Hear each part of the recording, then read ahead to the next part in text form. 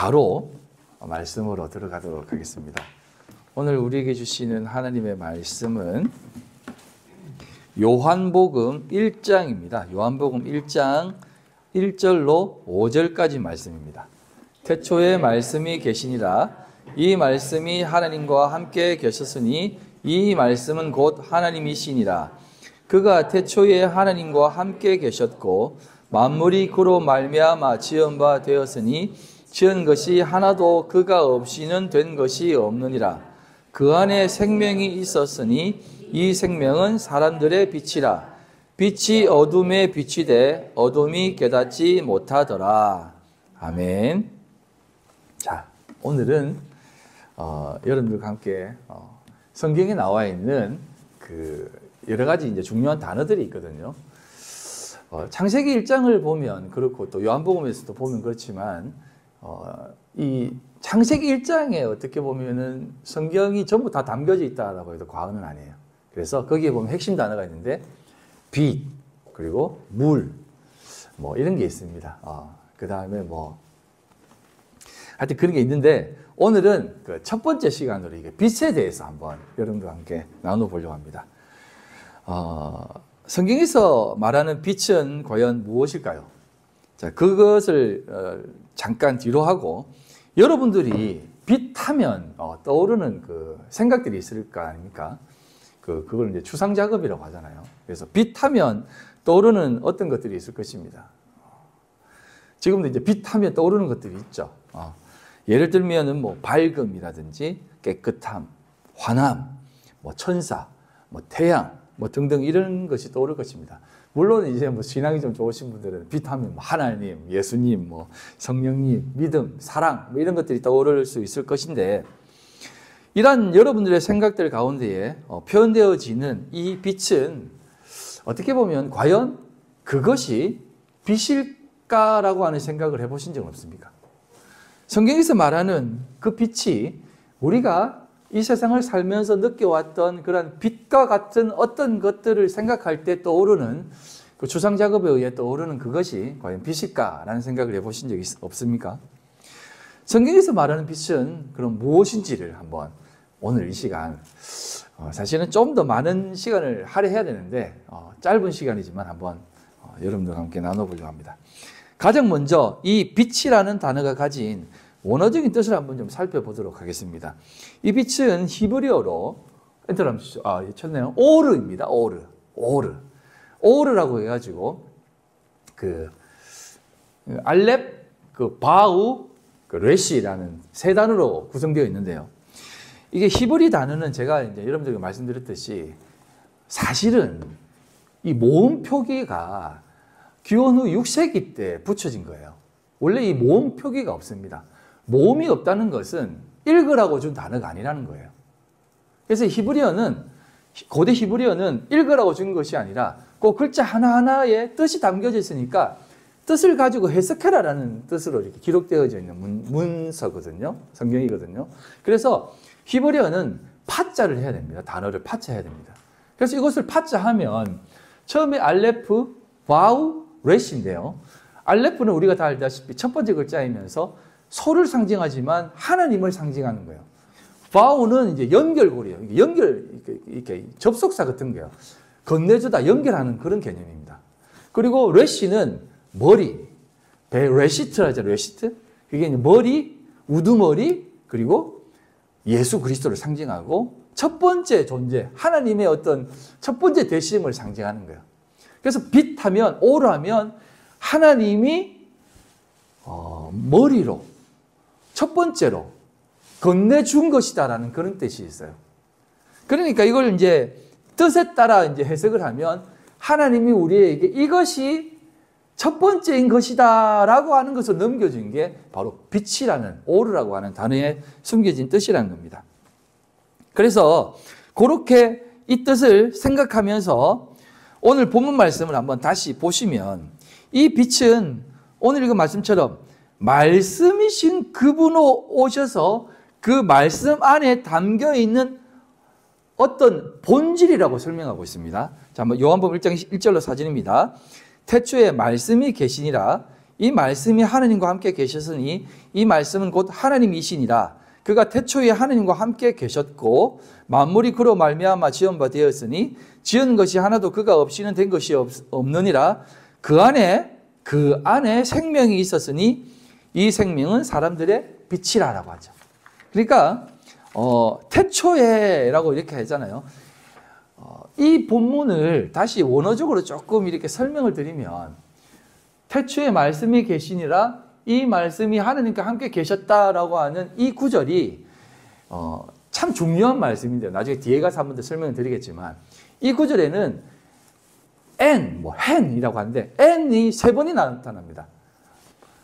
계시니라, 계셨고, 이다라는 겁니다. 이 말씀 하느님이다라고 하는 hen이라고 하는 단어가 3번이 등장하는데 태초에 말씀이 계셨다라고 하죠. 그러니까 하나님은 태초에 이 말씀으로 존재했는데 그 존재한 그분이 하나님과 함께 또 존재했다. 그리고 그 존재한 그 말씀이 곧 하나님으로 존재한다라는 뜻이에요. N이라는 단어가. 이제 원어로 좀 보여드리면 좋은데 보면 괜히 복잡하실 것 같아가지고 이제 요렇게만 이제 말씀을 드리는데 그러니까 하나님께서 말씀으로 이 땅 가운데 오신 어떤 존재가 계신데 그 존재가 이런 존재라는 겁니다. 말씀으로 존재했고 그 말씀이신 그분이 하나님으로 존재했고 또 하나님과 함께 존재했다는 겁니다. 그런데 그 존재한 그 말씀이신 그 존재되어진 그 분이 어떤 분으로 우리에게 비추어지냐면 그분 안에 생명으로 그분 안에 빛으로 존재한다는 것입니다.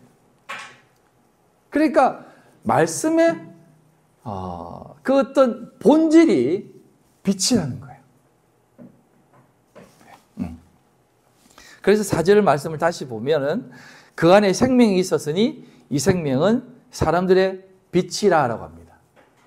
그러니까 빛이라는 것은 그냥 단순히 그냥 밝음, 깨끗함, 환하게 비추는 것 그런 것이 아니라 참된 존재의 본질이라는 거예요. 네. 그래서 이 부분을 조금만 더 이제 구약을 통해서 설명을 드리면 이 부분이 이제 구약 성경 출애굽기에 이렇게 표현되어져 있습니다. 출애굽기 28장 30절입니다. 너는 우림과 둠밈을 판결 흉패 안에 넣어 아론이 여호와 앞에 들어갈 때에 그의 가슴에 붙이게 하라. 아론은 여호와 앞에서 이스라엘 자손의 흉패를 항상 그의 가슴에 붙일지라라고 하죠. 이게 어떤 내용이냐면 조금 설명을 드리면 이스라엘 백성이 이제 출애굽을 합니다. 출애굽을 했을 때 이제 진짜 이스라엘 민족으로 이제 이렇게 어떤 그 정립을 시킵니다. 광야에서. 그래서 광야 교회라고 하거든요. 거기에서 이스라엘 민족들은 앞으로 이렇게 살아라고 해가지고 거기서 성막도 짓게 하고 그 다음에 무엇을 먼저 만드냐면 제사장이 오신 에봇을 만듭니다. 그리고 특별히 그 대제사장이 입는 그 에봇에는 요 가슴에 여기 이제 판결 흉패라는 것을 붙입니다. 판결 흉패 제가 다음에 한번 이 부분에 대해서는 다시 한번 설명을 드릴 때가 있을 텐데 그 흉패를 붙이는데 그 흉패에 12보석이 박혀 있습니다. 12보석. 12지파를 상징하는 거죠. 그 12보석을 가슴에 달고 이거는 이제 아론만 입는 옷입니다. 하느님 앞에 나아가는 거룩한 지성소와 성소와 지성소에 나아갈 수 있는 아론만 입는 겁니다. 그 흉패 그 안에 우림과 둠밈이라는 것을 넣으라고 합니다. 이게 이제 정확하게 뭔지 몰라요. 우림과 둠밈이 정확하게 뭔지를 모르는데 어떤 사람은 이거 그냥 돌이라고 하는 사람이 있고 돌에 우림 또 하나는 두는 둠밈 이렇게 적어가지고 돌을 이렇게 넣었다라고 얘기하는 사람들이 있고 어떤 상징적인 어떤 것을 넣었다고 하는데 이 우림과 둠밈이 무엇이냐 하면 이 우림이라고 하는 단어를 한번 엔터 칩시오. 이 우림이라는 단어가 한번 잘 보십시오. 우림이라고 하는 발음하는 알렙, 바우, 레시, 요드거든요. 그 다음에 mem입니다. 불꽃이라는 뜻이에요. 광채라는 뜻입니다. 오르에다가 임을 붙여가지고 그러니까 빛들이라는 뜻이에요. 이게 복수형입니다. 이게 오르의 복수형. 그래서 너는 나 앞에 나올 때에 이 우림과 둠밈, 판결음미를 붙이고 우림과 둠밈을 반드시 이 안에 넣어야만 나의 앞에 나올 수 있다라고 얘기하는 거예요. 그러니까 이 빛들이라고 하는 이 우림이라는 것도 단순히 뭐 어떤 사람은 이렇게 얘기해요. 여기에서 뭔가 꺼내면 우림은 하얀색 돌, 둠밈은 검은색 돌이라고 또 이렇게 얘기해요. 그래서 여기서 뭐 꺼내가지고 하얀색 돌이 잡히면 이게 옳은 판결이고 이게 검은색 돌이 잡히면은 이거는 잘못된 판결이다. 뭐 이렇게 얘기하는 뭐 어떤 그것도 있다라고 얘기하는데 그런 개념이 아니라는 것입니다. 하나님 앞에 나아갈 때는 이 반드시 판결의 흥패 안에 그 안에 우림과 둠밈을 반드시 넣고 와라는 것입니다. 둠밈은 뭐냐면 이거는 이제 발음, 완벽함 이런 뜻이에요. 완전한 뜻입니다. 그러니까 빛의 그 완전함을 가슴에 담고 나와야만 너는 내 앞에서 설 수 있다라는 거예요. 그래서 이 빛이라는 것은 단순히 어떤 그 개념이 아니라 우리가 하나님 앞에 나아가기 위해서는 반드시 있어야만 될 것으로 설명하는 것이에요. 빛들이라는 것입니다. 빛들. 그래서 이 오르, 우림 이 부분이 사용되어 있는 성경구절이 참 많은데요.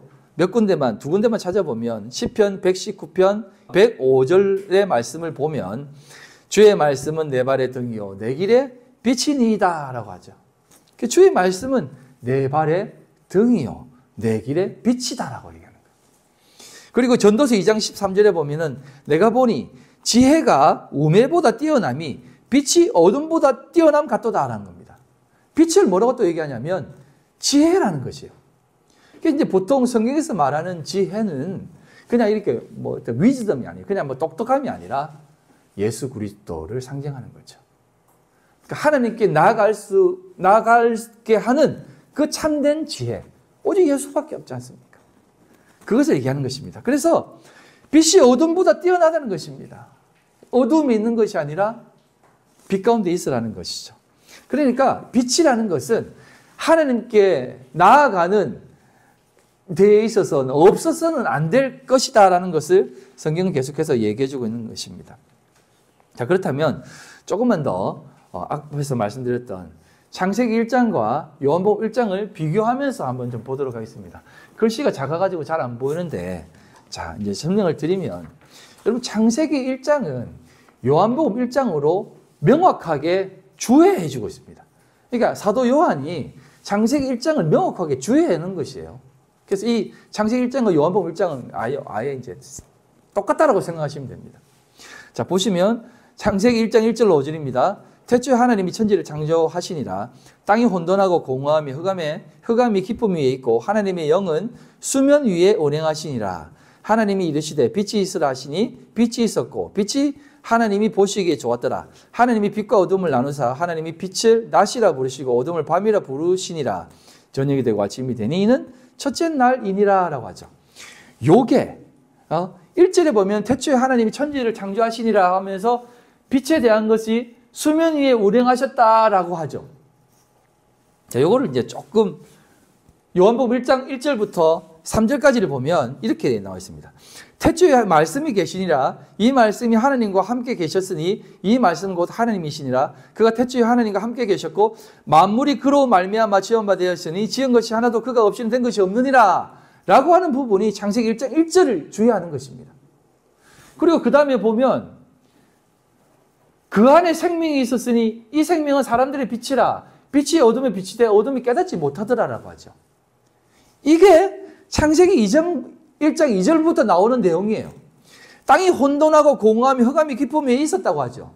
이게 우리 사람의 처음 상태를 얘기하는 거예요. 어둠이었다는 거죠.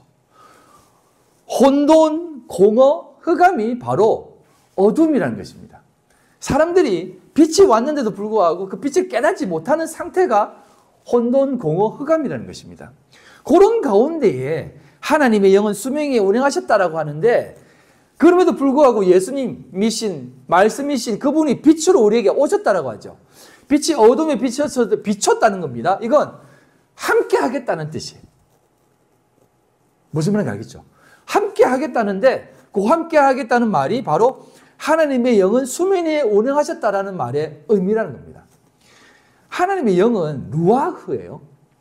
하나님의 어떤 그 바람과 같은 영이 수면이라는 단어가 그냥 그 단순히 그냥 수면하니까 뭐 어떤 물길과 같은 그런 것인가 라고 하는데 이게 수면이 아니라 반임과 맴이에요. 그 반임은 얼굴이라는 뜻입니다. 맴은 이제 다음 주에 제가 설명드릴 물이에요. 물들. 그 위에 하나님의 얼굴이 쏙 비쳤다는 겁니다. 그리고 운행하셨다는 말이 뭐 이렇게 뭐 거닐었다는 개념이 아니라 이게 라하프라는 단어인데 라하프는 덮다라는 뜻이에요. 주의 은혜의 날개로 우리를 덮어주십시오라고 하는 그 덮음 있잖아요. 룻기 기억나십니까? 룻기 혹시? 룻이 몸종의 몸으로 이방인의 영인으로 보아스의 침상에 이렇게 들어갑니다. 그때 뭐라고 얘기하냐면 그때 보아스가 이런 이방 여자가 감히 내 침상에 들어와 하면 그 여자는 죽는 겁니다. 근데 룻이 어떻게 얘기하냐면 당신의 그 이불로 저의 그 하체를 가려주십시오. 이렇게 얘기해요. 그래서 보아스가 그 여자를 덮어줘요. 그게 이 라하프라는 단어입니다. 그러니까 이게 뭐냐면 그 닭이 지 새끼를 암탉에 품듯이 알을 품다라는 뜻이에요. 그러니까 운행하셨다는 것은 그 흑암이었던 우리의 상태를 하나님이 푹 안고 계셨다는 겁니다. 어떻게 하기 위해서? 바로 첫째 날 빛을 만들었다고 하죠. 빛을 주시기 위해서. 그러니까 빛이라는 것은 우리를 살릴 수밖에 없고 살리게 하기 위한 하나님의 언약도 담겨 있다는 거예요. 그것이 없으면 우리는 살 수 없는 것이라는 것을 말해주는 겁니다.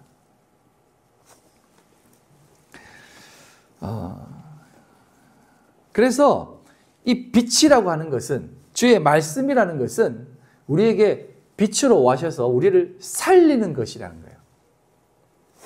그래서 히브리서 기자는 이렇게 얘기하잖아요. 뭐 주의 말씀은 날쌘 금과 같이 우리 영혼과 골수와 뭐 어떤 것을 막 다 쪼갠다잖아요. 그러면 우리는 그렇게 또 오해하잖아요. 그래 말씀이지. 이게 참 그 영화에서 나와 있는 그 오컬트 영화 때문에 이렇게 받은 영향 때문에 그러는데 귀신 쫓으면 당신은 여기에서 그 구절을 읽고 있으라 하면은 막 그 구절 읽으면 귀신이 와 괴로워하잖아요.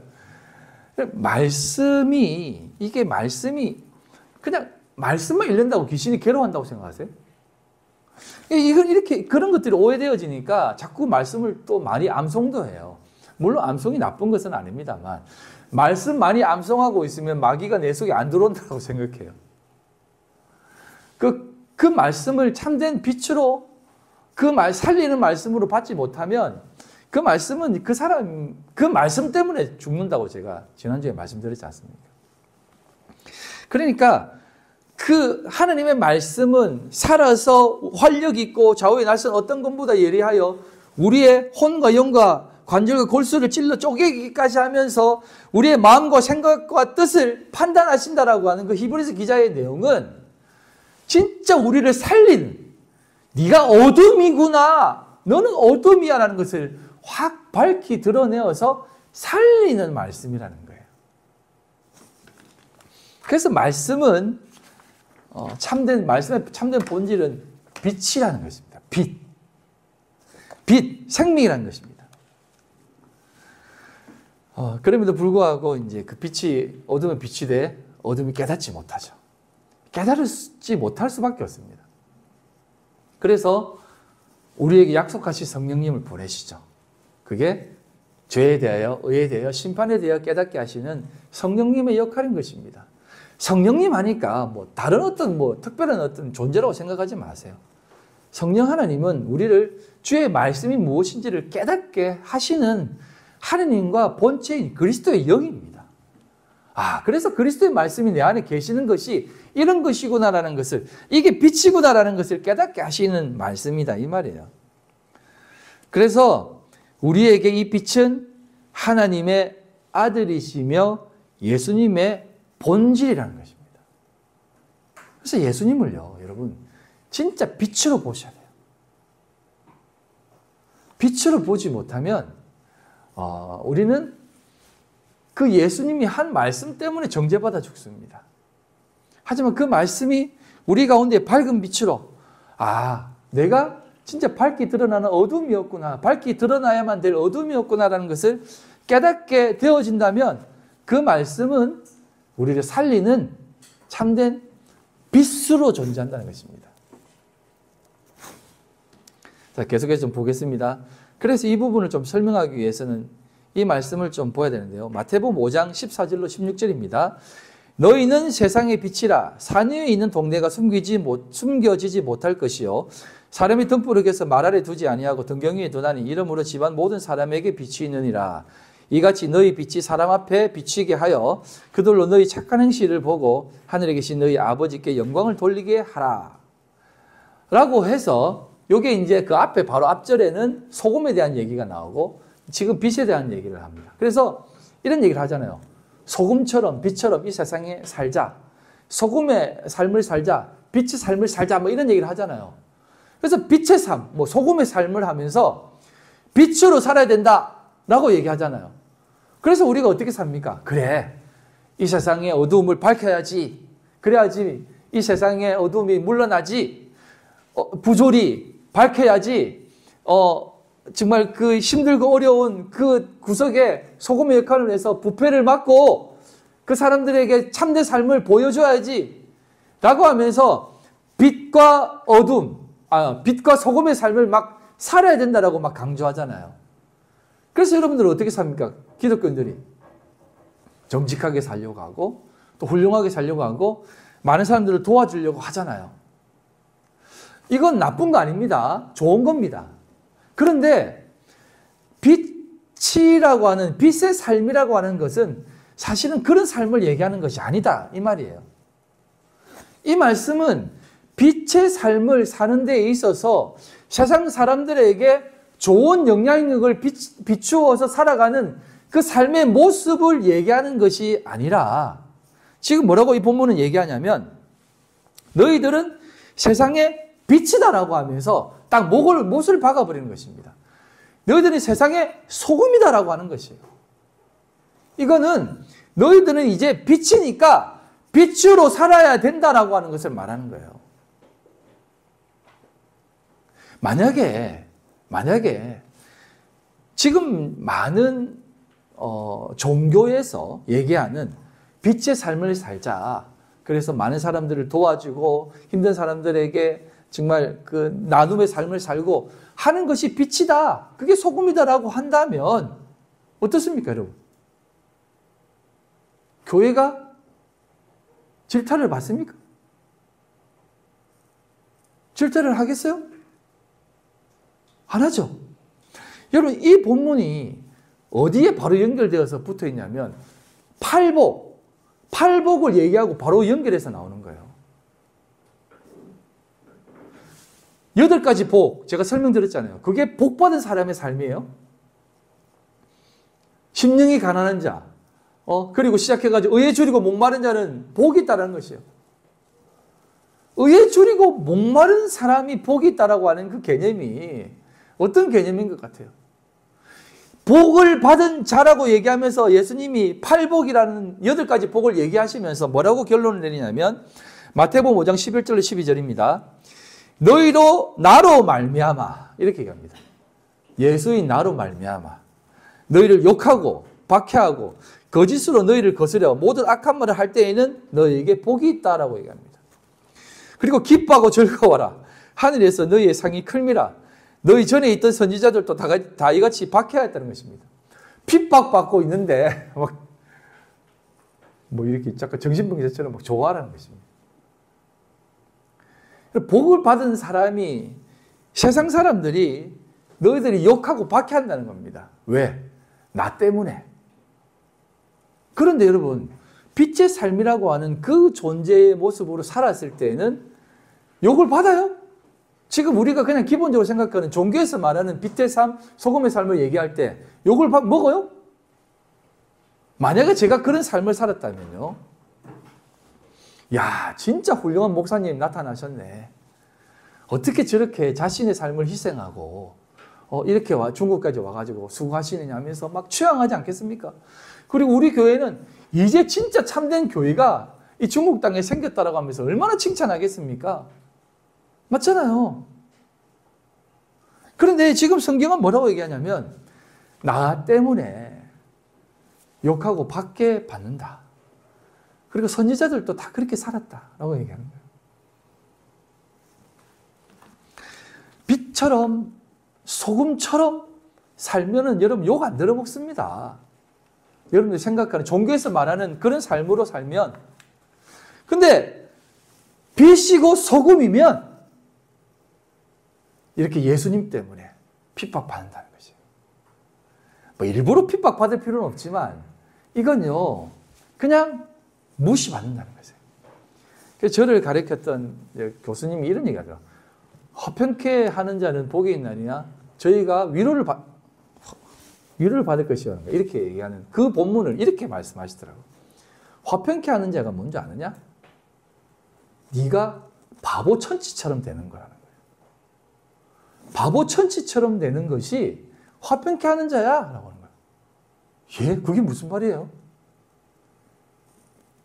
너 사람들 앞에 섰을 때 네 바보처럼 천치처럼 한번 살아봐. 그 사람 얼마나 기쁜 줄 알아? 야, 나는 저놈보다 낫지. 내가 아무리 못나도 저놈보다 낫지. 내가 아무리 개쓰레기처럼 살아도 저놈보다 낫지. 라고 하며 위로를 받는다는 거예요. 화평케 된다는 거죠. 여러분, 단순히 조그마한 시합을 해도 마찬가지예요. 아침에 와서 이제 얘기했는데, 막 경쟁을 해요. 아이들이. 이번 기말고사 때, 내가 니보다 점수를 높게 받든지 내가 점수가 낮으면 마라탕 사주기로 이렇게 해가지고 친구들끼리 막 한대요. 그러면 여러분, 기를 쓰고 이기려고 합니다, 애들이. 너 왜 그래 공부 열심히 해? 친구가 내기했어.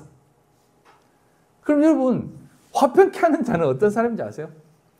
이거는 굉장히 단순한 얘기입니다. 여러분들 설명하기 위해서. 져주는 거예요. 그러면 어떻습니까? 그 친구가 화평케래요. 와, 내 돈 묻었다. 너무 기분 좋다. 여러분, 이게 말이 된다고 생각하세요? 세상 사람들 앞에 바보 처치가 되라는 거예요. 그래야만 네 모습 보고 기뻐한다는 겁니다. 내가 너라도 한번 이겨봐야지. 내가 세상에 나가가지고 다 졌는데, 야, 내가 네 때문에 산다. 왜? 너는 이길 수 있으니까. 여러분, 이게 예수님이 걸어가신 길입니다. 여러분, 예수님이 뭐라고, 어떤 모습으로 십자가에 못 박히시며 걸어가셨습니까? 아무 말도 없이 소위 털 깎는 자 앞에 잠잠한 양과 같이 걸어가셨다는 거예요. 그러면서 막 뺨 때리고 막 그럴 때, 그리고 베드로가 칼 빼가지고 막 목숨 걸고 예수님 지키려고 했을 때 예수님 뭐라고 합니까? 칼 도로 집어넣어라. 내가 천군 천사 불러가지고 이거 못할 거라고 생각해? 내가 지금 왜 이런 걸음을 가는데? 너희들에게 진짜 화평케 하는 삶이 뭔지, 빛의 삶이 뭔지, 소금의 삶이 뭔지 너희들에게 보여주는 거야 라는 겁니다. 그리고 그 자기를 멸시하고 조롱하는 그 재판관 앞에서도 예수님은 잠잠하셨다는 겁니다. 그게 빛의 삶이라는 것입니다. 그리고 이렇게 얘기합니다. 우리가 많이 오해하는 것. 이같이 너희 빛이 사람 앞에 비치게 하여 그들로 너희 착한 행실을 보고 하늘에 계신 너희 아버지께 영광을 돌리게 하라. 착한 행실이라고 하니까 우리가 그래 착한 행실을 해야지라고 생각하는데, 착한이라고 하는 이 단어가 칼로스라는 단어인데, 이건 하나님이 기뻐하는 그런 참된 선의 개념입니다. 토브라는 거예요. 하나님이 빛과 어둠을 창조하시고 그때 창조하실 때요, 이 세상의 모든 것을 창조하셨습니다. 우리 교회 꼬맹이가 그러더라고요. 모기한테 물려가지고 막 하는데 하나님이 모기도 창조하셨어요. 그래요. 그럼 왜 모기 이런 걸 창조했어요? 그러고 하니까 하나님 말 안 듣는 이 같은 놈 물라고. 그러니까 아니 그래도 그렇죠. 막 모기는 진짜 없었으면 좋겠는데요. 막 이렇게 얘기하더라고요. 하나님이 이 세상을 다 창조하시고 뭐라고 얘기하냐면 보시기에 좋았더라라고 해요. 토부라고 하는 거예요. 이게 착한 행실이라는 것입니다. 여러분 우리가 참 이해되지 않는 것을 이해할 수 있는 그 능력이 그게 빛의 삶이에요. 알 수 없는 것이 자꾸 우리 앞에 펼쳐지는 것이 빛으로의 소금으로의 삶이에요. 어떻게 보면 정말 끝도 없는 기다림 같죠. 하나님 이 세상은 과연 언제 회복됩니까? 언제 하나님의 영광은 드러납니까? 라고 하는 그 삶을 살 때 그것을 묵묵히 이길 수 있는 것이 빛의 삶이라는 겁니다. 그래서 빛은 언약이고 소금도 언약인 것이에요. 그 언약이 뭐냐면 약속인 것입니다. 그래서 여러분 예수님의 본질도요 약속이에요. 언약이에요. 빛은 뭐냐면 이 빛만이 하나님을 만날 수 있게 하는 하나님의 엄중한 완전한 변치 않는 약속인 것이에요. 그래서 여러분 예수님이 오시기 전을 구약이라고 예수님 후를 신약이라고 하면서 그 약속이 우리 속에 있을 때 그 하나님의 말씀 약속이 빛으로 갈 때 그 약속 붙잡고 빛으로 드러날 수 있는 거예요. 그래서 그게 약속 붙잡고 나가는 삶의 모습인 것입니다. 그것을 가리켜서 창세기 1장 14절에 이렇게 표현되어 있습니다. 엔터를 쳐주십시오. 요거는 이제 다시 한번 엔터 쳐주십시오. 그냥. 네. 아니 그 말씀 위에 한번 올려주십시오. 창세기 1장 위로 올려주십시오. 예. 창세기 1장 14절에 나와 있는 내용인데요. 자, 다 같이 한번 읽어보겠습니다. 시작. 하나님이 이르시되 하늘의 궁창에 광명체리 있어 낮과 밤을 나누게 하고 그것들로 징조와 계절과 날 막 글로 막 적어가지고 내 글씨를 내가 못 알아보겠네. 창세기 1장 14절에 보면 하늘의 궁창에 광명체들이 있어 낮과 밤을 나누게 했다고 하죠.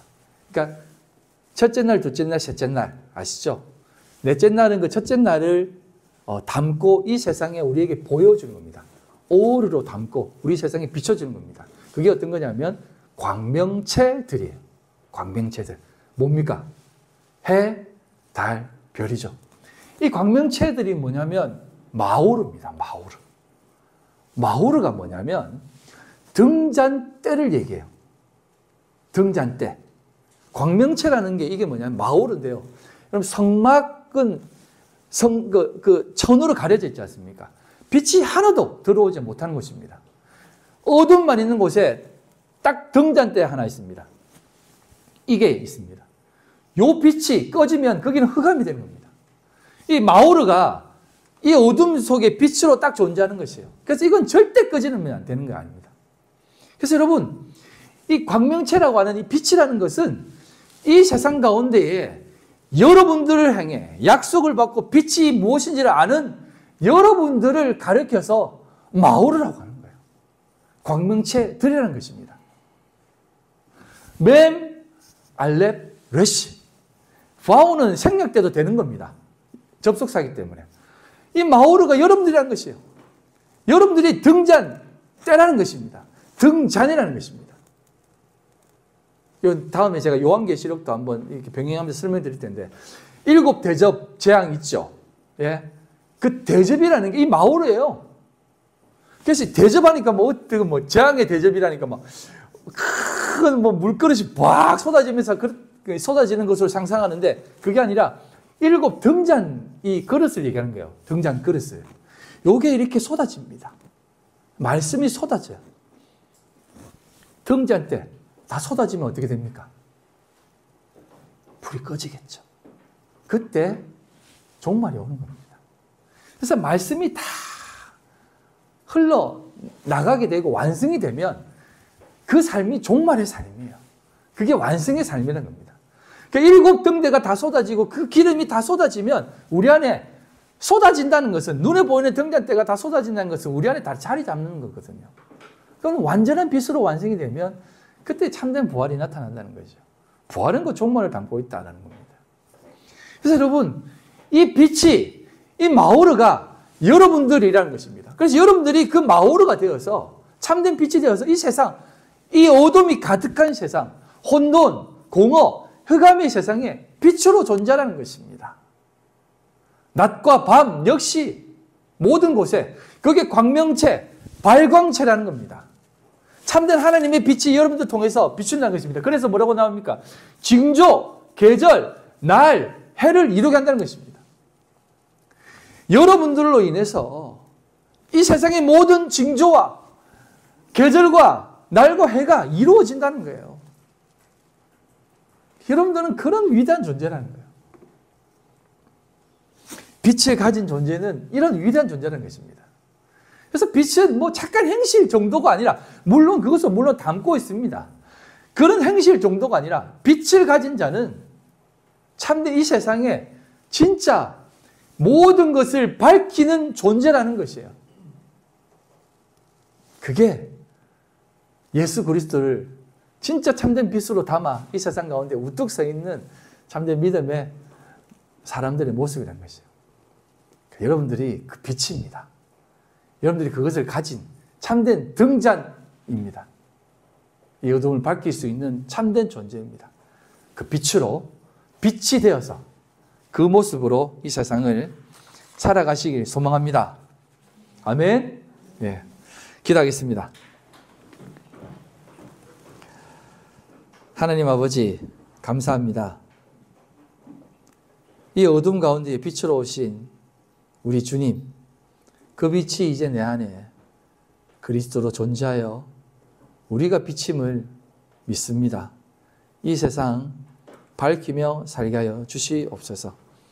이 세상 가운데 참된 하나님의 성전으로, 참된 하나님의 등잔대로 살아갈 수 있도록 인도해 주시옵소서. 감사드리며 예수님 이름으로 기도드립니다. 아멘.